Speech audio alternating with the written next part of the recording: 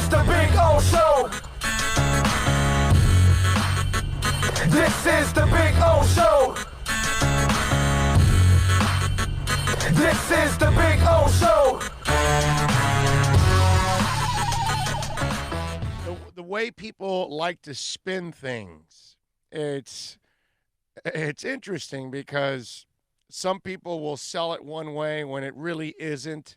And I think Dana White is one of those gentlemen that is selling you something that, look, I respect the fact that he wants to keep, his fight card going. And if you haven't found out yet or you don't know about it, Khabib Nurmagomedov or whatever it is and what is it? And Nurmagomedov or whatever it is how is it pronounced? Nurmagomedov or whatever. Anyway, whatever his name is, okay? It's like Alzugaray. Close enough, yeah, brother. Khabib. Everybody They knows know what where I'm you. talking They about. know who you. Right, with Khabib, you know enough. All right, so he's stuck in Russia. And Khabib, texted out or tweeted out, he says, currently, I'm in Russia and I'm training and preparing every day, although I don't know what I'm preparing for, Nurmagomedov said, according to a translation from a Russian news site. After we came to Russia, we also learned that the borders are going to be locked. The whole world is in quarantine right now. So, Dana White is trying to keep UFC 249 alive, and he's been trying to set this fight up with Khabib and Tony Ferguson forever. They've had multiple times trying to set this up, and they've failed. And now the headliner again is falling apart because Khabib is out. So he's trying to figure it out and trying to get it with another fighter. He's trying to get another fighter in there. So White says he isn't going to give up due to the Russian borders or the challenge of finding a new headliner or even a place willing to sanction the card. The UAE appears to be the one, if not the only place on earth that it was willing, even though White promises it will be done safely with no fans and a skeleton production crew in the building.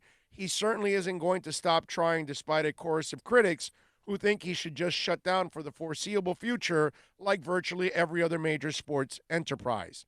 White maintains the card should happen for the sake of normalcy, to serve as a distraction for fans and to be an inspiration to all businesses that can adapt and carry on while maintaining safety standards. He goes, this is America, and I don't want to be the rah-rah America effing guy, but let's be effing honest. We have a lot of smart people here.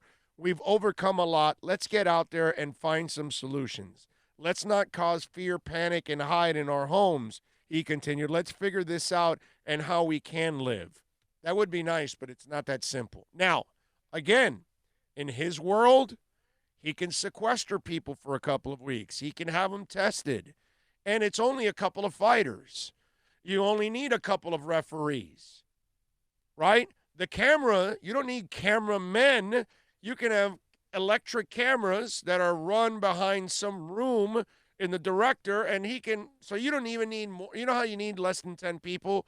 You can have that with the trainers in the corner, the referee, and the fighters, and then that's it. That's all you need. You're good. You're under 10. Cameras work off of motion sensors. Track. No, it's not motion sensors, dummy. You have somebody in a director's room that controls them. So you're not motion. You gotta go. It's too fast. So it's one of those things that you can control them electronically. So it's not a big deal anymore. That all can be resolved. I get all of that. You don't really need as much to pull it off. But okay, now let's cut through the BS now. Okay?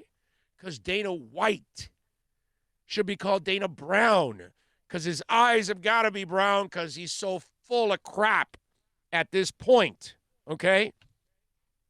He doesn't want normalcy.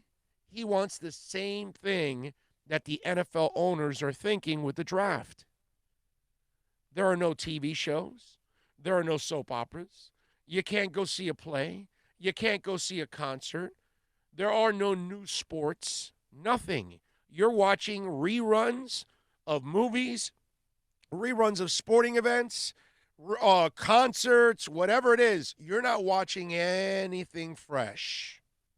And NFL owners know that on the 23rd of April, they will have every eye in this country watching the draft. Even people that don't care will watch some of it because they have no choice. Every sports fan on the planet will be watching it. Every football fan on the planet will be watching it. Whether they're casual, whether they're good fans, or whether they're crazed hardcore fans like you and I. Everyone's going to be watching. Guess what? Not everybody likes UFC. Not everybody watches MMA. But if on, April 18th, on April 18th, if you have that fight card, what I can guarantee you is that most of the sports world will be watching that. And Dana White knows that. Dana White knows that he's going to get more pay-per-views, even if they don't have a great fight card, even if Khabib is not there, the biggest name in the sport is not there at the moment, but they get somebody else. People will watch. He knows that. He knows that he has an opportunity to sell his sport to a whole bunch of people that don't want to give him the time of day. And then the casual fan, you'll get him on board. The hardcore fan, you're going to have him anyway. But what are you doing? Nothing. I mean, I watch it normally. For sure I'll be watching on the 18th. What else am I going to watch? I'm sure that week I'll have a reporter or two that week coming on the show to talk a little bit about it. Dana White's not stupid. The NFL owners are not stupid. They're capitalists. They know. They know exactly what this means. They will have more eyes than ever watching. That's what Dana White sees. An opportunity to sell his sport when nobody else can sell theirs. An opportunity to put a live event on when nobody can put on a live event of any kind. The only live event we're watching every day now is our governor talking, whatever state you're in that addresses the coronavirus, and then our president. That's it. Those are the live events you're tuning into every day. Oh, I'm sorry, the news. Outside of that, you're getting an impromptu concert from some artist at their house for a couple minutes, which is cool for me, but that's not really what everybody's looking forward to. You know what I'm saying? So, Dana White, this ain't about normalcy, dog. Come on, man. I wasn't born yesterday. This is about an opportunity of a lifetime for your sport.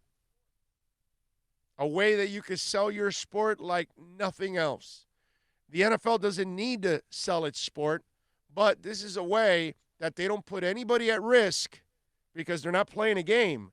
They're just picking names, but it's a way of what has the NFL done masterfully the last 20 years that now NBA is able to do it, but nobody's done it like the NFL. They keep their name in the sports headlines year-round because they have a year-round calendar of events. And this, obviously, the coronavirus, the pandemic is breaking every single routine that we have out there. But the NFL is the one that's like, no.